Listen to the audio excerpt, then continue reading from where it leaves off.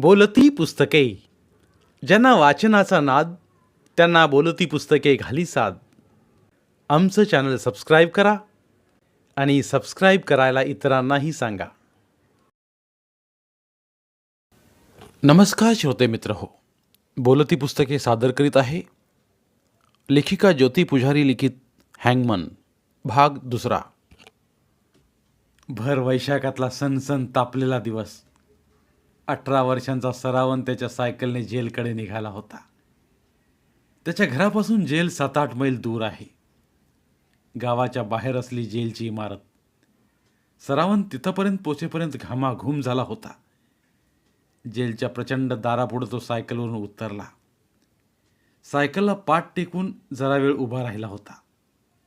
डोक्याला बांधलेला गमछा सोडून त्या गमछाने त्याने घामानं डबडबला चेहरा, हात खसखसून पुसले.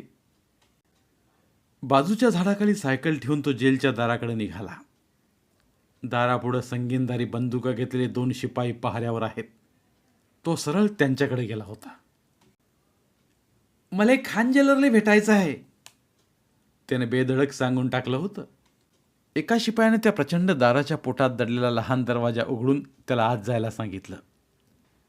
राक्षसाच्या डोळ्यासारख्या त्या दारातून तो आत गेला. त्याच्या मागे मागचं दार बंद झालं. जेलच्या जगात त्याचा प्रवेश झाला. समोर पसरलं भलं मोठं मैदान. मैदानाच्या दुसऱ्या टोकाला पहिल्या दारासारखं दुसरं तेवढंच प्रचंड दार त्याचा रस्ता अडवून उभं होतं. दोन्ही दारांच्या मध्ये पसरलं मैदान पार केलं आणि तो त्या दुसऱ्या दाराजवळ आला. दारासमोरच्या गार्ड्सने त्याला अडवलं. आता त्याला ते दार उघडण्याचा तिळा तिळा दार उघडचा मंत्र माहीत झाला होता. खान जेलर साहेबाला भेटायचं आहे, तो पोपटासारखा बोलला होता. एका गार्डने त्या दाराला असल्या जाळीच्या झरोक्यातून आतमध्ये कोणाजवळ तरी खान जेलरची चौकशी केली. त्या गार्डनं त्या दाराच्या पोटातलं लहान दार उघडलं. सरावनला त्या दारातून आत जाण्याची खून केली. सरावन त्या दारातून वाकून आत गेला. समोर लांबच लांब पसरला फरसबंदी घातलेला व्हरांडा. व्हरांड्याच्या दोन्ही बाजूला एका रांगेत असलेल्या खोल्या. व्हरांड्याच्या दुसऱ्या बाजूला पहिल्या दोन्ही दारांसारखंच भलं थोरलं उंच पोलादी दार उभं होतं. व्हरांड्यात माणसांची सारखी वर्दळ चालू, पण कुठे आवाज नाही. जो तो आपल्या कामात गुरफटलेला होता. व्हरांड्याच्या वर अंग्रेजी कवेलूंचं छप्पर आहे. रणरण उन्हातून आल्या सरावांचा जीव सावलीत आल्यावर जरासा निवला. समोर एका तिवईवरच्या काळ्या माठाजवळ जाऊन माठावर ठेवल्या पेल्याने घटाघटा पाणी प्यायला. तेव्हा कुठं त्याचा आत्मा थंड झाला होता. दाराजवळच्या कारकुनानं त्याला हटकलं. दाराजवळच्या टेबलामागं बसल्या कारकुनाकडे सरावांचं लक्षच गेलं नव्हतं, पण तो कारकून सरावानाकडे पाहत होता. हा पोरगा पहिल्यांदाच इथं आला असणार हे सरावांकडे पाहून त्याच्या लक्षात आलं होतं. किसे मिलना है? कारकुनाच्या एकदम आल्या प्रश्नानं सरावन दचकलाच. थे आपलं खान जेलर, तो जरा गोंधळलाच. खान साहब से मिलना है, यहाँ अपना नाम लिखो. कारकुनानं एक रजिस्टर उघडून त्याला कुठे नाव लिहायचं ते सांगितलं. त्याने दिलेला टाक टेबलवर ठेवल्या शाईत बुडवून किरट्या कोरीव अक्षरात सरावांना आपलं नाव लिहिलं. खूप दिवसांनी शाळा सोडल्यानंतर आता पहिल्यांदाच त्याने टाक हातात घेतला. सरावन कचरू, मनातल्या मनात स्वतःचं नाव पुन्हा पुन्हा वाचलं. यहाँ से सीधे चले जाओ. सरावन त्यानं हाताने इशारा केला तसा पुढे निघाला. वरांड्याच्या दोन्ही बाजूला असल्या खोल्यांच्या दारावरच्या पाट्या वाचताना अक्षरांची झटापटही झाली. व्यवस्थापक, रेकॉर्ड रूम, म्हणजे काय धड कळलंच नाही. जाऊ दे लेकाच्या खड्ड्यात, आपल्याला का करावं लागते. मान झटकून त्यानं ते शब्दही मनातून झटकून टाकले होते. त्याच्या बाजूनं जाणाऱ्या येणाऱ्यांनी त्याच्याकडे पाहिलं, पण त्याची फारशी दखल घेतली नव्हती. तो शेवटच्या खोलीपाशी आला. तेवढ्यात मागच्या त्या आवाढव्य दाराशी काहीतरी गडबड उडाली. त्या दाराला आतल्या बाजून असली कुलपं उघडली गेली. दाराची अवघड कडी काढून दोघा तिघांनी ते प्रचंड दार उघडलं. दारापलीकडे उभी असलेली निळ्या रंगाची पोलीसची गाडी त्या उघडल्या दारातून आत येऊन थांबली. मोटारीतून 4 पोलिसांनी भराभरा बाहेर उड्या घेतल्या. दोराने हात बांधलेल्या 5-6 जवान पोरांना मोटारीतून बाहेर काढलं. सरावन भांबवल्यासारखा पाहत जागच्या जागी खिळल्यासारखा उभा राहिला. तेवढ्यात एका जेलरची नजर सरावनकडे गेली. हा कोण आहे आणि इथं काय करून राहिला? जेलरचा ओरडा ऐकून एक शिपाई त्याच्याजवळ आला. कोण पाहिजे? इथं कशाला उभा आहे? खान साहेबाला भेटायला आलतो. हातातल्या गमछाने घाम पुसत पुसत त्यानं सांगितलं. म्या जातच होतो म्हणून तो घाईघाईने त्या आखरीवाल्या कमऱ्याच्या दाराकडे निघाला. त्या पोराने कोणता गुन्हा केला असेल? त्यांचं पुढं काय होत असेल? ते इथून केव्हा सुटतील? अनेक सवाल मनात पैदा झाले, पण ते कोणाला विचारण्याची हिंमतच त्याला झाली नाही. जेलरच्या कमऱ्याच्या दाराशी तो उभा आहे. लांब रुंद कमरा, मध्ये मोठा टेबल, टेबलाच्या भोवती असलेल्या खुर्च्या. दोघेजण समोरासमोरच्या खुर्च्यावर त्यांच्या पुढ्यातल्या फायलीत डोकं खुपसून बसलेले. त्या दोघांपैकी खान जेलर कोणचा असेल? सरावन विचारत पडला. साहेब, म्या सरावन, दाराशी उभा राहत तो बोलला. दोघांनी एकाच वेळी दाराकडे पाहिलं. दाराच्या चौकडीत उभा असलेला उंचापुरा काळ्या टणक खडकासारखा सरावन एखादं चित्र चौकडीत बसवावं तसा दाराच्या चौकडीत पुतळ्यासारखा उभा आहे. त्या दोघांनी एकमेकांकडे पाहिलं. मला इक्बालनं पाठवलं. खान साहेबाला भेटायचं होतं. अंदराव, एकानं त्याला आत बोलावलं. तो आत गेला, हात जोडून उभा राहिला. बोलो. खान जेलर नजरेनं त्याचा अंदाज घेत आहेत. त्याचं खान जेलरकडे काम आहे कळलं तसं पांडे जेलरनं पुन्हा समोरच्या फाईलमध्ये डोकं खुपसलं. मले इक्बालनं धाडलं. इक्बाल को कैसे जानते हो? म्या एका कापडाच्या दुकानात काम करे. दुकानासमोरच्या रिक्षा स्टँडवर तो त्याची रिक्षा घेऊन ये. आता तिचा ओळख झाली, मग दोस्ती जमली. त्यानंच मला पाठवलं. इथले खान जेलर त्याचे मामा लागते. इक्बालनं मला नोकरीसाठी त्याच्या मामाला भेटायला सांगितले म्हणून आलो. सरावनं खान जेलरला आधी कधी पाहिलं नसलं तरी आपली एवढी चौकशी करणारा हा सावळासा पिंगट डोळ्यांचा धट्टाकट्टा माणूसच खान जेलर असणार याचा त्याला अंदाज आला. खान जेलर त्याच्याकडे रोखून पाहत आहेत. 6 फुटांच्या वर सनसनीत उंची, दणकट शरीर, पसरट निबर चेहरा, गवतासारखे ताट उभे असले डोक्यावरचे राठ केस. त्याचे डोळे मात्र त्याच्या राकट व्यक्तिमत्वाला न शोभणारे. निर्मळ लहान मुलासारखे निरागस, रापलेला काळा रंग, अंगात जुनी ठिगळ लावलेली मळकट बंडी आणि तसाच मळकट ठिगळ लावलेला पायजमा. इक्बाल सरावनबद्दल यांच्याजवळ बोलला होता. त्याची कापडाच्या दुकानातली नोकरी तात्पुरती आहे. त्याला नोकरीची खूप गरज आहे हेही सांगितलं होतं. जेलमध्ये एका वॉर्डनची जागा खाली होती. त्याने इक्बाललाच इथं लावून घेतलं असतं, पण इक्बाल शरीराने एकदमच पाप्याचं पितर आणि मनानं कच्चा. इथं त्याचा निभाव लागणं कठीण होतं. सरावांच्या मनाची कसोटी नंतर लागणारच होती, पण देहानं तो चांगला दणकट दिसतो आहे. खान जेलर सरावनला तुरुंग अधिकाऱ्याकडे घेऊन गेले. सरावन जेलमध्ये वॉर्डन म्हणून नोकरीला लागला. जेलमधून बाहेर पडताना त्याला जेलची उंच उंच दारं, तो लांबच लांब व्हरांडा हेच सारखं आठवत राहिलं.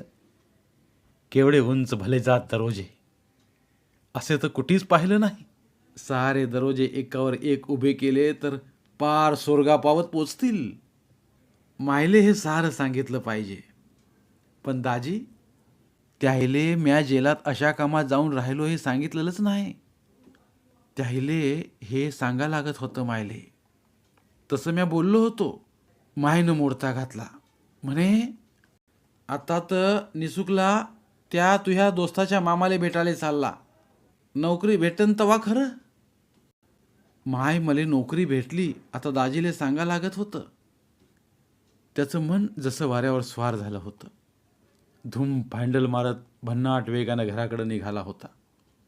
भोवती उसळलेली उन्हाची खाई, गरम वाऱ्याच्या झळा हे काहीही त्याला जाणवत नव्हतं. सुसाट वेगानं तो घराकडे निघालेला. पूर्णा नुकतीच कामावरून आली होती. उभ्या उभ्या चांगला मोठा पेला भरून मडक्यातलं पाणी प्यायली. पदरानं वारा घेत ती समोरच्या खोलीत येऊन बसली. कचरू भिंतीशी झोपला आहे. सरावन नोकरीसाठी जेलात गेला आहे हे याहीच्या कानावर घाला लागत होतं. सरावन अजून कसं नाही आला? तो यायच्या पहिले याहीच्या कानावर घालावं का? त्याले थे नोकरी भेटलच असा भरोसा नाही, मग आधीच सांगून का करायचं? पण जेलात नोकरी भेटली तर लईत तंबे करतीन. पूर्णाच्या जीवाला वेगळीच हुरहुर लागली. माय, मला नोकरी भेटली. सरावांच्या आवाजातला आनंद लपत नाही. त्या आनंदाचा स्पर्श पूर्णालाही झाला. ती तोंड भरून हसली.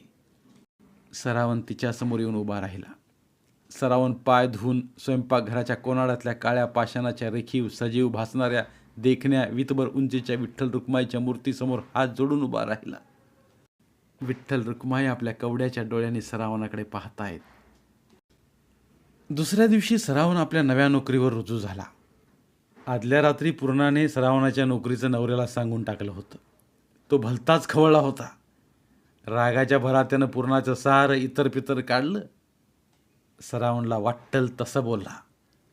शेजार पाजाऱ्यांना घर बसल्या सारं रामायण ऐकायला गेलं आणि सरावनला जेलात नोकरी लागल्याचंही कचरूच्या आरड्याओरड्यानं समजलं. त्याच्यावर सगळ्या बिराडात दबल्या आवाजातल्या चर्चेला ऊत आला. जेलात सुखासुखी कोणी जात नाही. चोर उचक्क्यांच्या दुनियेत सरावनसारख्या साध्या सरळ पोरानं नोकरी करावी ती गोष्टच त्या लोकांना हजम होत नाहीये. रात्री एवढं महाभारत घडलं तरी सरावन जेलात गेलात. पूर्णा त्याच्या पाठीशी घट्ट उभी आहे. पण जेलच्या कठोर दुनियेत हा कसा राहील? तिथं त्याला काय काय सोसावं लागेल या विचारानं कचरू हवालदिल झाला आहे. गावातल्या एकुलत्या एका कपडा मिलात तो नोकरीला होता. तेव्हाचे दिवस कसे सुखाचे होते. कसा टुकीनं प्रपंच केला. कधी कोणापुढं हात पसरला नाही. मिलात काम करताना कसा कोण जाणे मशीनमध्ये उजवा हात गेला. लक्षात येऊन मेन स्विच बंद करे पावे तो त्या राक्षसी यंत्राच्या धारदार दातांनी त्याचा हात करा चावून चोथा केला. त्या मरणाच्या वेदना, सरकारी दवाखान्यातले ते यातनादायक दिवस, दाजीची नोकरी गेली. सरावनची शाळा कायमची सुटली. कधी घराबाहेर न पडलेल्या पूर्णाने लोकांच्या घरी धुण्या भांड्यांची कामं केली. कचरूला ते सगळं आठवत होतं. सरावन आपल्या ड्युटीवर हजर झाला. खान जेलरला शोधत पहिल्या दिवशी तो जेलात आला तेव्हा काही पोरांना पोलिसांनी पकडून आणलं होतं. या पोरांचं पुढं काय झालं असेल हा प्रश्न त्याला पडला होता. त्या आणि अशा अनेक प्रश्नांची उत्तरं हळूहळू मिळत गेली. त्याच्यासारखे कितीतरी वॉर्डन जेलात ड्युटी करतात. रामदीन बहादूर, सोपाना गयाप्रसाद, दुःखी आणि कितीतरी जेलच्या बरॅक्स पाहिल्या. खान जेलनं त्याला हेड वॉर्डन रामदीनच्या स्वाधीन केलं. रामदीननं त्याला जेलमधून फिरवून माहिती दिली. कैद्यांनी भरल्या त्या लांब कोठड्या, त्यांना बरॅक्स म्हणतात हे कळलं. एका बरॅकमध्ये 200 ते 300 कैदी असतात. जेलात एकूण 3500 कैदी आहेत ही माहितीही मिळाली. त्याला वॉर्डनचा युनिफॉर्म मिळाला, खाकी हाफ पॅन्ट. त्याची ड्युटी अंडर ट्रायल म्हणजे कच्च्या कैद्यांच्या विभागात लागली. ज्यांची केस कोर्टात सुरू आहे, केसचा निकाल लागायचा आहे ते कच्चे कैदी. सरावून मिटल्या तोंडानं आणि उघड्या डोळ्यानं सगळं पाहतो आहे. मेंदूत साठवतो. अर्ध्या बाह्यांचा सदरा, डोक्यावर पट्ट्याची टोपी, पायात जाड काळे जोडे, गुडघ्यापर्यंत जाड पट्टे, हातात मजबूत दंडा, खिशात शिट्टी. युनिफॉर्म घातल्यावर सरावणला तो खूप महत्त्वाची व्यक्ती असल्यासारखं वाटायला लागलं. तो घरी परतला तर अख्खा वाडा सरावणला पाहायला त्याच्या बिरडात लोटला होता. बाप्पा सरावण, तू पोलीस झाला? धाटे काकूने मुद्दाम म्हणून विचारलं. रात्री कचरूच्या ओरडण्याने सरावणला कुठं नोकरी लागली ते साऱ्यांना कळलं होतं. तरी खरं खोटं कळल्याशिवाय धाटे काकूंना चैन पडली नसती. धाटे काकूच नाही तर तिथे जमल्या सगळ्यांनाच सरावांच्या तोंडून त्याच्या नोकरीची कथा ऐकायची होती. काकू, मला जेलात पहारेकऱ्याची नोकरी भेटली. चांगलं झालं. नेरकर मास्तरच्या बायकोला त्यात काही वावगं वाटलं नाही. मास्तरची बायको म्हणून तिला सगळे मास्तरीन बाई म्हणतात. मास्तरीणबाई स्वतः 4 वर्ग शिकली आहे. भल्या बुऱ्याची तिला जाण आहे. लग्नाला 10 वर्ष झाली तरी मास्तरीणीला पोर झालं नाही, पण ती कुढत बसली नाही. मनातला सल कधी कोणाजवळ तिने बोलून दाखवला नाही. दोघं नवरा बायको सगळ्यांची मिळून मिसळून राहतात. पूर्णाने सगळ्यांच्या हातावर चिमूटभर साखर ठेवली. जो तो आपल्या परीने बोलत होता. कोणाचं बोलणं कुणाला समजत नव्हतं. नुसता गोंधळ सुरू होता. दाजी त्यांच्या कोण्या दोस्ताकडे गेले आहेत, म्हणजे मायनं तसं सांगितलं. जरा वेळ सरावांशी पूर्णाशी गप्पा मारून सगळे गेले. वाड्यात वेगवेगळ्या जातीचे लोक गुण्या गोविंदाने राहतात. एकमेकांच्या अडीअडचणीला धावून जातात. फार दूर कशाला जायचं? आत्ता देशाच्या फाळणीनंतर महात्मा गांधींची हत्या झाली, एवढ्यात घडलेली ही ताजी घटना. महात्मा गांधींच्या हत्येनंतर ब्राह्मण समाजाच्या विरोधात जनक्षोभाचा जो वणवा पेटला, त्यात ब्राह्मणांची घरं जाळण्यात आली. तो वणवा धोटेंच्या वाड्यांपर्यंत येऊन पोहोचला होता. तेव्हा धोटे काकांनी वाड्यातल्या ब्राह्मण बिराडकरूंना आपल्या घरात आसरा दिला होता. ती माझी लेकरं आहेत म्हणत वाड्यावर जाळपोळ करायला आलेल्या जमावाला ठणकावून सांगत त्यांना परतावून लावलं होतं. रामजी धोटे कसलेले पहलवान, अनेक कुस्त्यांचे फळ जिंकलेला कुस्तीगीर, कणखर मजबूत बांध्याचा, पक्क्या मताचा गडी. त्यांच्या नावाचा सगळीकडे दबदबा असल्याने चालून आलेला जमाव पांगला.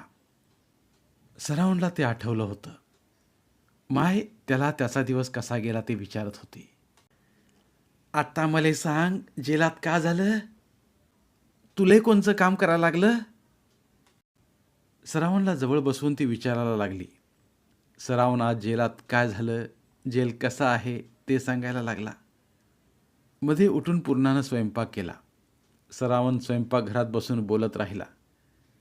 पूर्णाला आज स्वर्ग 2 बोटं उरला होता. तिचा लेक कमावता झाला. जेवण वेळेला कचरू घरी आला तो उंबऱ्यातच बसून राहिला होता. चला 2 घास खाऊन घ्या. पूर्णा त्याला बोलवायला आली. मले नाही जेवायचं. जेवणावर कायले राग काढून राहिले? फालतू बकबक कायले करून राहिली? तुनं तर सारी लाज शरम इकूनच खाल्ली. माहे जरासं ऐकता का? पोराला साजरी नोकरी भेटली, आता आपले दिस पालटतील. माया हात छोटा झाला तसा म्या बिनकामाचा झालो. तू घरातला करता धरता माणूस झाली, माणसाचा बाप वाले चालली. माया हात कटला तरी म्या जित्ता हाव, मेलो नाही. माया दम गेला असं समजू नको. त्या पोटाले अक्कल नाही आणि तुही अक्कल घाण पडली. ते कडाडलेच. दाजी, म्या का म्हणतो ऐकून तर घ्या. तुमची नोकरी होती तेव्हा सारं साजरं चाललं होतं. मग तुमच्या हाताचं असं झालं हाव. म्या शाळा सोडून कापडाच्या दुकानात लागलो, पण हातात बंदा रुपयाही पडत नव्हता. ते नोकरी बी पक्की नव्हती. आज ना उद्या मले ते नोकरी सोडावीच लागली असती. त्या दुकानातला एक नोकर बेमार झाला म्हणून मले धोटे काकांच्या ओळखीनं ते नोकरी भेटली होती. दुरुस्त झाल्यावर तो पोरगा कामावर येईलच. मग मले दुसरी नोकरी पाहाच लागली असती ना. आधी खनखन 10 रुपये पगार भेटणार आहे जेलात. सारेच वाईट नाही, भले लोकही आहेत. आणि आता मायले दुसऱ्याच्या घरी काम नाही करावं लागणार. पहा हे सारं तुम्हाला पटते का? पटत नसन तर तसं सांगा, मी उद्याच घरी बसतो. सरावण समजुतीनं बोलला. सरावांचं बोलणं 16 आणे बरोबर असलं तरी पोराला जेलसारख्या भयंकर ठिकाणी नोकरी करावी लागून राहिली. आपल्यामुळे त्याचं शिक्षण अर्ध राहावं ही टोचणी त्याच्या मनाला कायम पोकरत राहणार. सारी दुनिया गारगुडूप झोपली आहे. सरावांची झोप मात्र कोसो दूर पळाली होती. भूतकाळात रमलेल्या मनाने वर्तमानाचा हातून मध्येच सुटू पाहणारा धागा जीवाच्या करारानं घट्ट धरून ठेवला होता. त्याला त्याची शाळा आठवली. मराठी शिकवणाऱ्या देशमुख बाई, गणित शिकवणारे मारकुटे वहाने मास्तर आठवले. एकदा त्याचं गणित चुकलं म्हणून वहाने मास्तरनं धूम झोडपलं आणि त्याला वर्गाबाहेर उभं केलं होतं. तेव्हा तो आभाळात चाललेला ढगांचा खेळ पाहण्यात रंगवून गेला होता.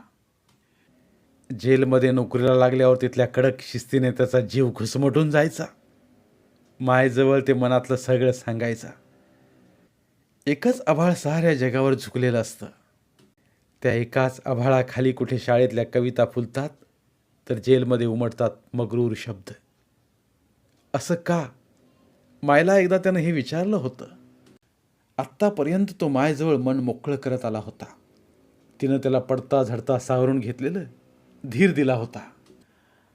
त्या मायापाशी आज माहे काळीज उकलून दाखवू शकत नाही.